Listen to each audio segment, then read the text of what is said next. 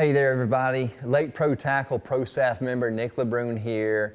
And you know, we could make an hour-long video talking about what rods to use when, but here's the basic nuts and bolts of it.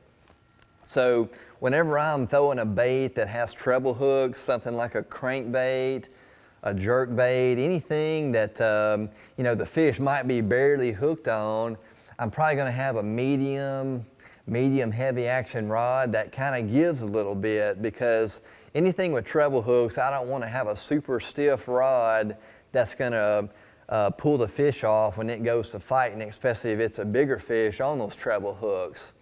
On the other end of that, let's say that I'm around some big fish and I'm fishing a bait like a soft plastic with a Texas rig, or maybe a heavy flipping jig, something that I'm kind of hand-to-hand combat, and I got to have a pretty good hook set, and I may have to kind of drag that fish out of some grass or out of some heavy cover.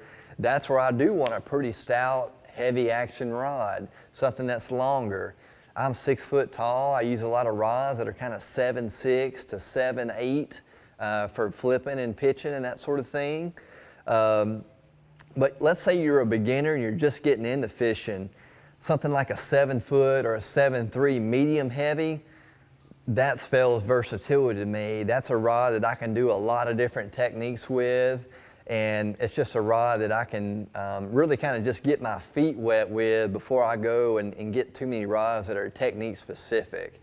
So medium heavy, heavy or extra heavy, that's kind of just the three basics that you need starting out into bass fishing. So stop by here at Lake Pro Tackle and check out our awesome selection.